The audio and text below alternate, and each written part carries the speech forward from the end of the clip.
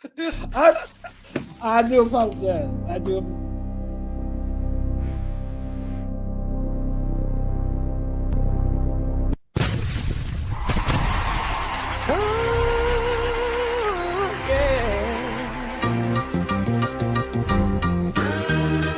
Prison AI consultant, hey.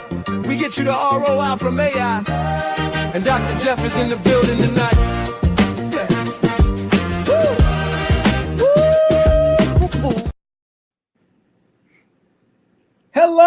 Hello, everybody, and welcome to another episode of AI Hustle with Dr. Jeff. Today we have a special guest in the building. My guest runs pharmacy for an entire health system. 2 years ago, he sat where you're seeing, watching tasks eat 3 days out of his week. Now he uses AI to help him get results. I'd like to introduce you to Dr. Jack Iskander. Hello, Jack. How are you doing today? Good afternoon. Great to be here with you.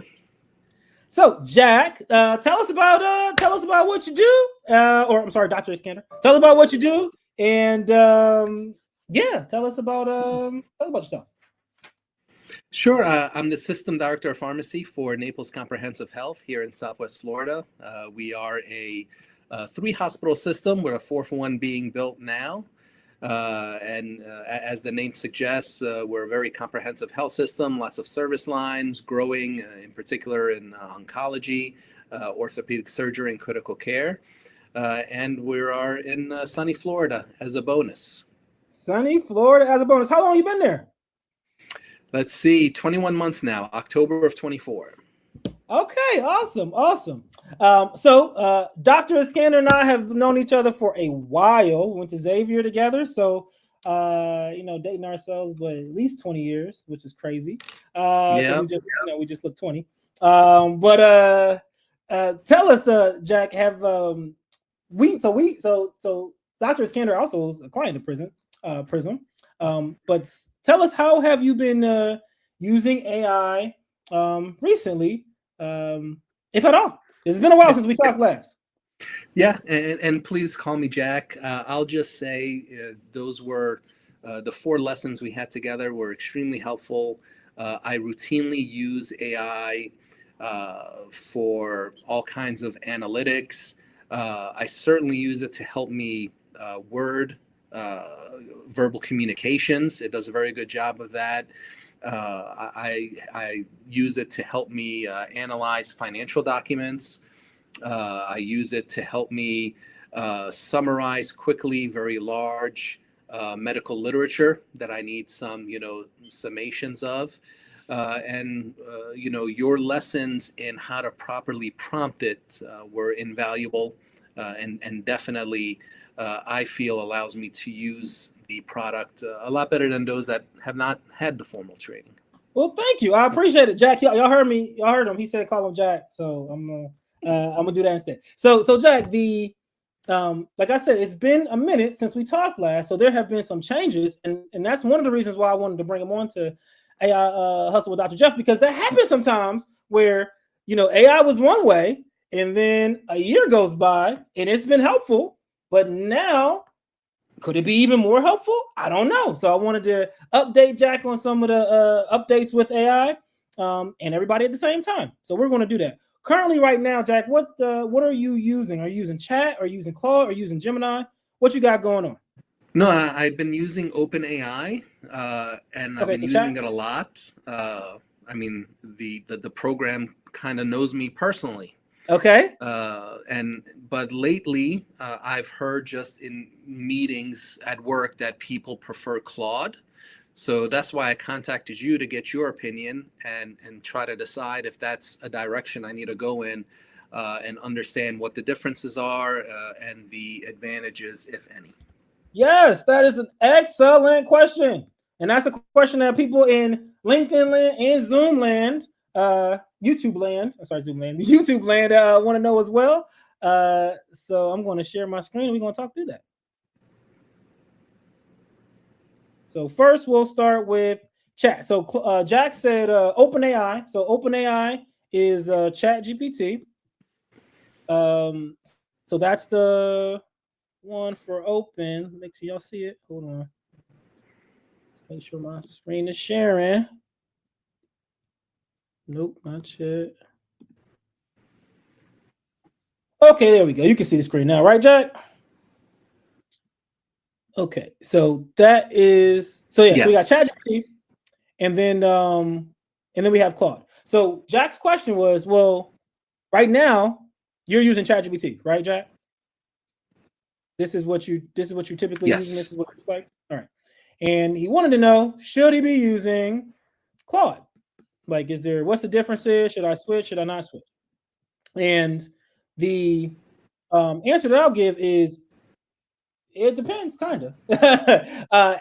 And that's one is it depends, but more so, ChatGPT came up with some huge updates over the past 3 weeks, 2.5 weeks, to where if you would have asked me 4 weeks ago, I would have been like, you got to use Claude, because there are things that Claude can do that Chat can't do.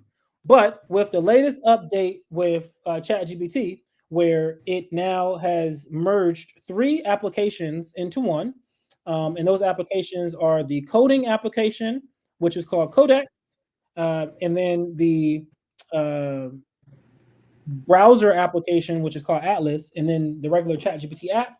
They put them all together into this to where, and then they have it separated with the chat side and the work side. So chat side and work side. So now to answer your question, Jack, on which one you should use, it depends on what you're using it for, if you're going to switch or not. So what I'll say is, first question, do you at Naples, so you're using this for work, like are you using like an AI to help you with your work? Sure. Yeah. And do they have a system at your organization? Like, are they using Copilot, or do they have any type of AI policy that you're aware of, or any AI that they're using that you're aware of? Yeah, if I want to use chat, I have to, use my phone or personal computer. Okay. I do believe I have access to Copilot. I've yet to use it. Okay, so Copilot sounds like that's what the one that your organization might have. So that means that you're most likely a Microsoft shop. Y'all use Outlook and whatnot. Is that correct? Yep. Correct. Okay. All right, cool. So for you, let's talk about if you're using it on your phone, if you're using it on your computer. Today we're gonna talk about ChatGPT mostly, and I'll compare it to Claude at the end. But spoiler alert for you, Jack, I don't think you're going to have to switch. And part of the reason is because you've been using Chat for so long. Like you said, it knows you, and you can transfer over some information into Claude to where it can know you too, but it won't know you the same as Chat. And it's only worth doing that if there's functionality that Chat cannot do that Claude can do, which was the case 4 weeks ago, but it's not the case today. Okay. So what are those things those upgrades that I keep talking about, keep teasing around that you couldn't do before, but now you can do? We'll get into that. So this right here is, like I said, you got the chat side and the work side. So Jack, I know you're looking at the screen here, but if you can have another screen up, or where you have, or you can pull up your app with ChatGPT, and you can follow along where you see those differences between the chat and the work side. What is the difference between those two? Well, if you have the chat side, it's very similar to what it's been. It's smart, so it keeps getting smarter every month. So it's give or take, as with the different models. The models that we're on now is called 5.6 Soul. So that's the biggest one. But the claim to fame is really this work side. So if you click on this work side, then it has access to your plugins, which are different apps that you can connect to ChatGPT. And that is extremely important. So I will say that's the first big to do, is to make sure that you have the relevant apps connected to your ChatGPT. And the way that you would do that is you go to plugins. So this is called plugins on the ChatGPT side. So you click on plugins. One second.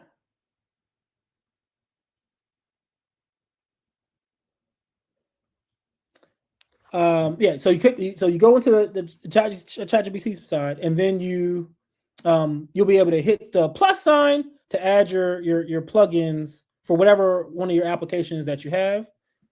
So we're going to add Jack back to the stage. Welcome back, Jack. All right. So what we were just talking about is where you will add your plugins. So I'm gonna go back to the main screen. So if you have new chat, you're on this screen, but you want to make sure that you have the relevant apps connected to your Chat GPT. And the way you'll do that on this left side, plugins, and then you can search it. So if you look at the ones that I have installed, I have Canva and Gmail, Calendar, Drive, Otter. These are all of the different plugins that I have. I would say what's most important to start with, whatever your Gmail or whatever email that you use. So you have Outlook. You may be able to connect your Outlook to the ChatGPT. I would try it, and sometimes the administrators, sometimes there's a block saying that you have to get approval from your administrator. Sometimes it's not. So try it and see.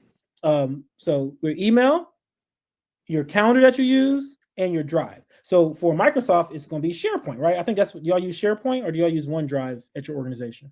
We use SharePoint. I even use Microsoft Teams for things. Okay. But I'm guessing I have to be on ChatGPT on my work computer. Nope, you do not have to be on ChatGPT on your work computer. What you do have to be is, well, you can be on your phone, or you can be on your phone. You can try to connect it with those plugins and see if it lets you. Now, like I said, it's possible that the system set up and is like, oh no, it won't let you do it unless you're on your work computer, or it won't let you do it if you're on a terminal, on your home computer, signed into your work account. That's a possibility. So that's what I say. Just try it those ways to see. I've seen it.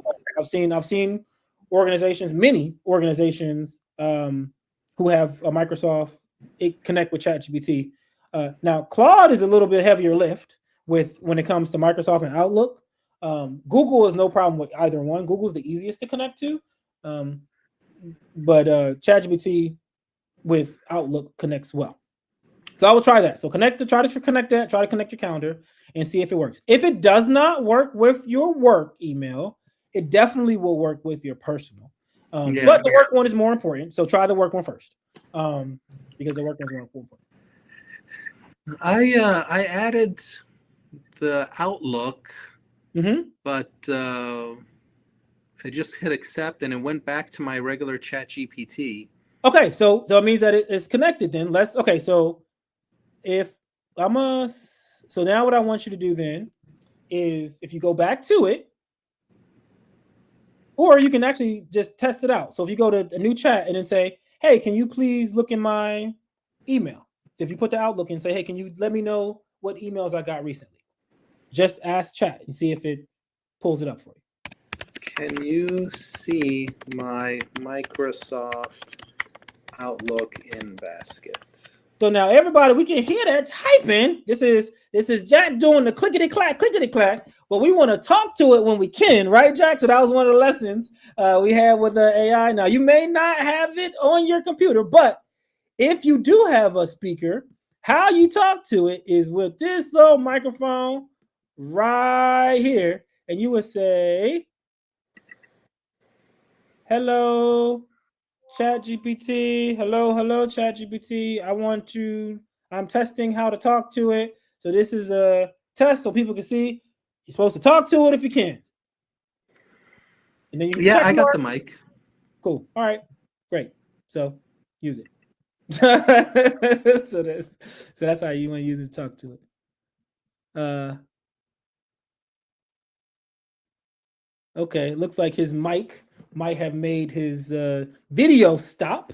That's possibly, I've seen that before too. But that's how we use it from a mic standpoint. All right, I'm going to erase this. And now, all right, so Jack, I don't know where you're at. I can't hear you if you're talking, but come on back if you can. If you can hear me, then you can drop off and come back. I'm going to show the next piece. So we talked about the plugins, and Jack just connected with his Outlook. For those who are trying to do it, Outlook, if you type it there, Outlook comes up, you click on Outlook email or Outlook calendar, boom. So then you go Outlook email, you continue to Outlook email, click there, and then it will connect, or the same with the calendar or any of the plugins that you want to do. That is how you take care of it. So that's how the plugins work on the side. Jack, I see you now. Did it work for you? No. What happened? But that's probably more user error than anything.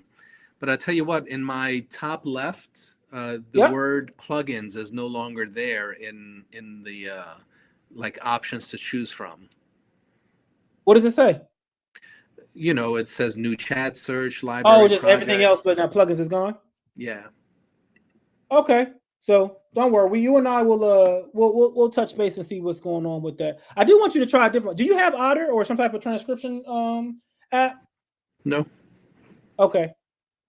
Have you used any AI note taker in the past year? No. Are you familiar with what I'm saying when I say AI note taker? Do you know what I'm talking about? Oh yeah, no. I think they're great. I just don't think in my line of work. I would be hesitant to tell someone in a meeting that they're being recorded. Okay, understood. What I would say to that, because I get that a lot too, is think about all the meetings that you're in, okay? Because you're in a lot of meetings, and think about what a meeting is.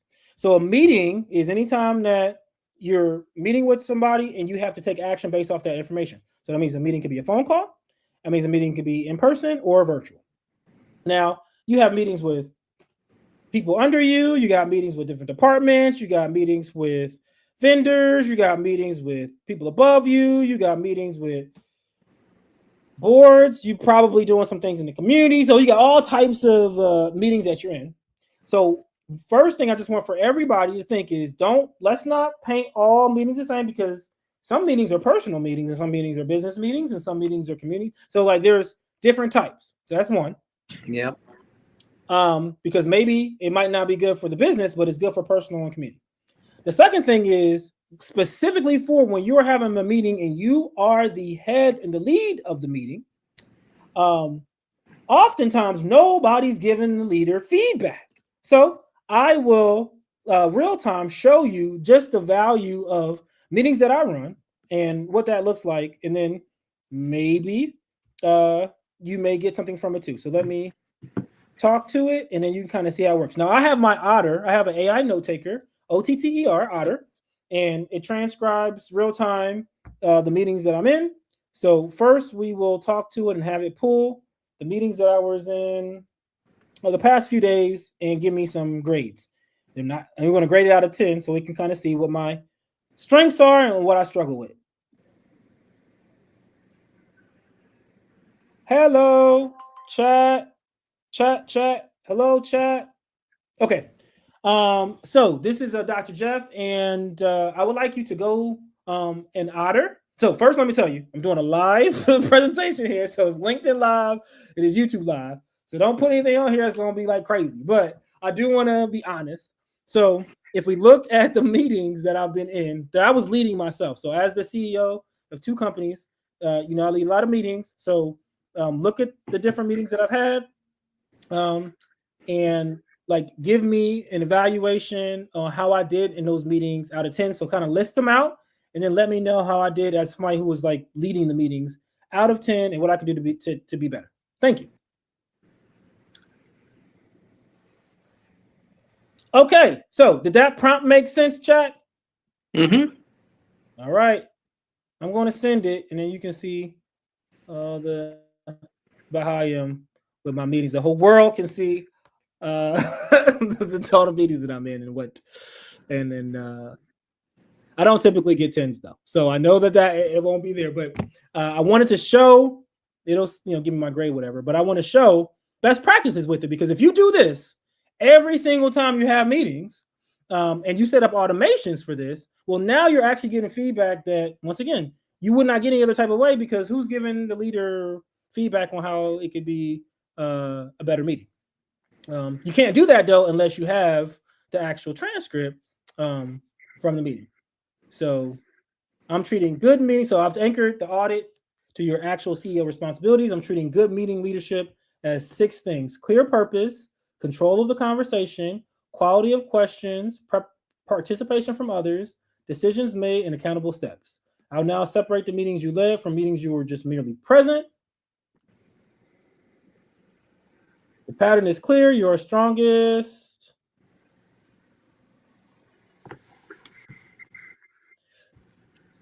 So while this is thinking, Jack, do you feel like you would see some value in this for yourself? No, I mean, Chat GPT is, from what I can see, a very objective thinker. I think in many ways, a person could learn a lot of objective facts about themselves. Whether it's meetings, the way they think, interact, lots of advantages. Awesome. Yes, I agree. It is objective if you tell it to be, because otherwise it's sycophantic sometimes, right? It'll say, "Oh, you're so great," but I've put in my custom instructions, "Don't do that. I need you to help me get better, steel or iron, sharper iron, and all that stuff." And where you would put that from a custom instruction standpoint in your settings, and then you go to personalization, and then you go to custom instructions. Tell like it is. Don't sugarcoat responses. Please avoid using M-dashes right there. That's where you will put in the details how you want ChatGPT to actually respond to you. Custom instructions. Okay.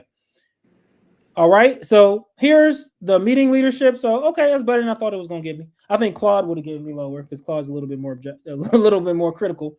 But says the things that I did well and what I could have done even better. So the lowest score was my weekly meeting that I had. What was that, yesterday? Too much CEO monologue. So probably what I'm doing right now.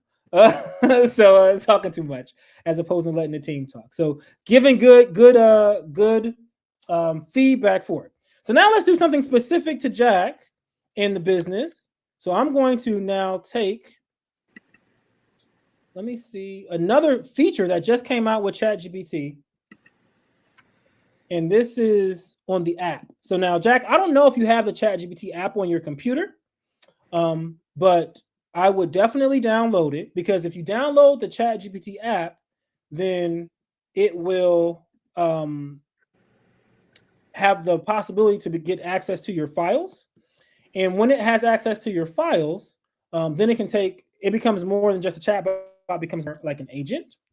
So I don't know if you have any messy files, whether it be from downloads or documents, or you might want it to arrange things for you. But if you have the app, then you can say, "Hey, go inside my downloads and XYZ, or go inside my documents and look up this particular situation. Tell me how would we best do this?" Or how do I download the app to a desktop?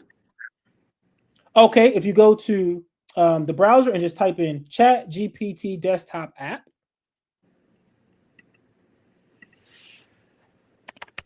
And I will pull it up on the screen as well, so you can see. Okay. You got it? Okay, cool. So you'll get that, and hopefully your organization lets you download it, because oh no, I'm on my personal computer. It won't allow. Okay, yeah. So yeah, you should be able to get it then. And when you get it, you'll sign in. This is important. Make sure you sign into your same account, the same by email address that is in the browser, so that everything can link. And I'm going to share my entire screen.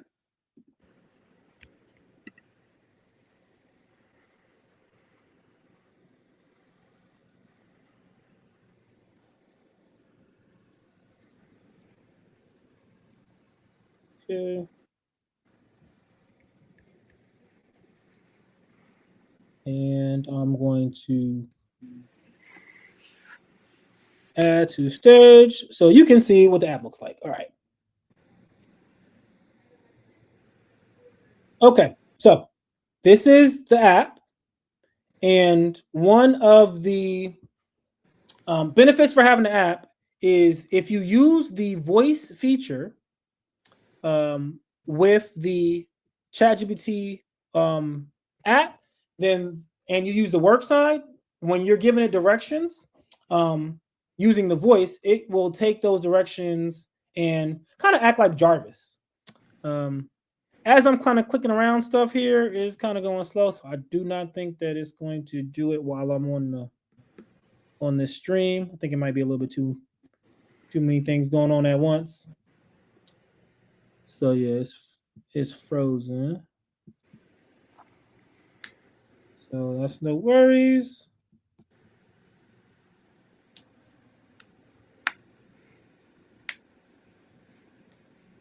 Yeah, so we'll just go back to the regular ChatGPT. But if you get once you get the app, and you're on the work side, because it's important that you have to be on the work side.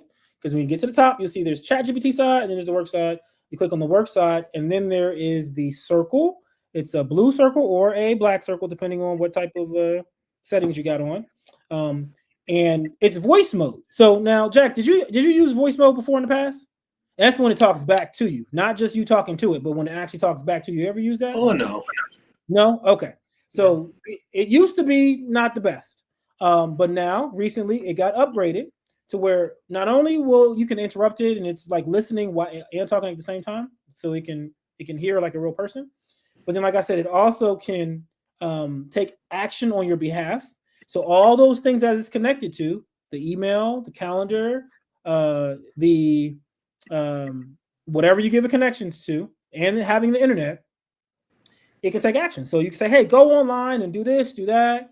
Look through my emails. Tell me what the response is. Give me advice, and do research first. And it'll do all those things. It'll spin up agents and sub agents, meaning that it'll kind of break itself off to take different tasks all at once, simultaneously in parallel, and then it'll compile it and come back to you and then speak to you and say, just like a executive director, this is your result, and type it in. That's powerful and a little bit scary. So test it out, use it. That only works in that regard if you have the app. Though. You can't do that feature with the browser. Only the app with the voice. Any questions on that piece, Jack? No, sir.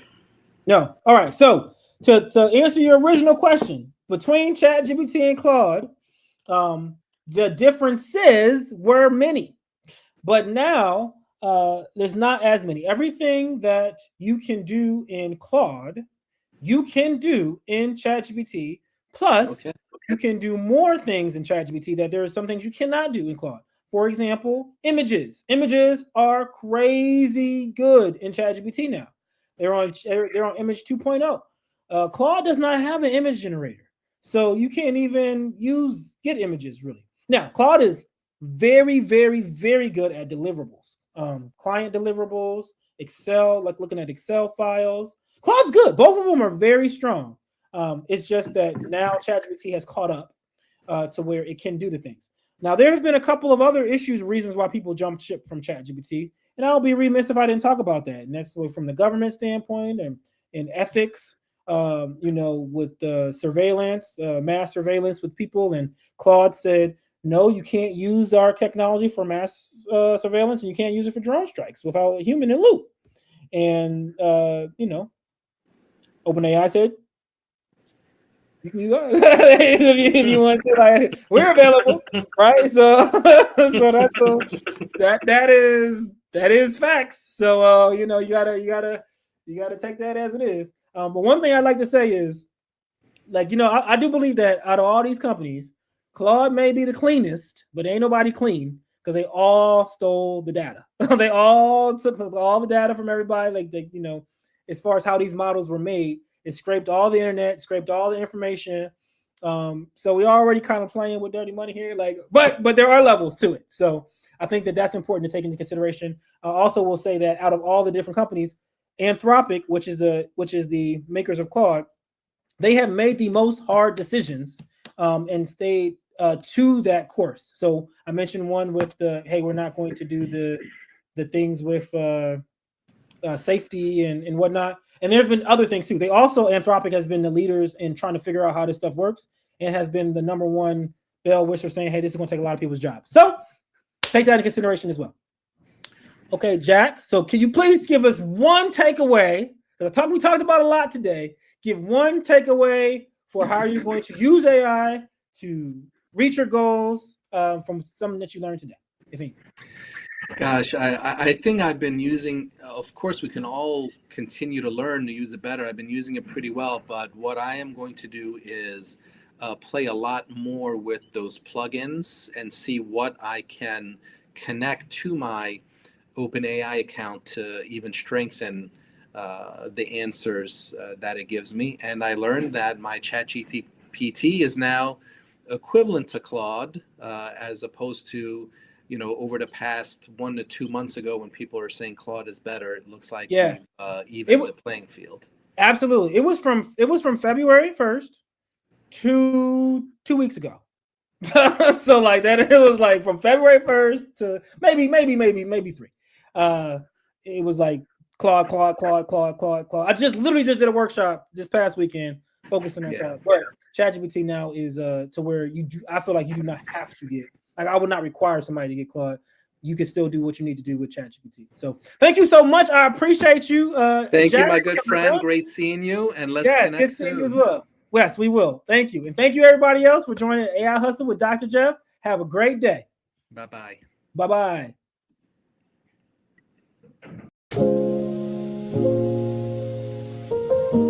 Sound the car engine turning off. Keys jingling, deep exhale. 8:55 a.m., same parking spot. White coat in the back seat.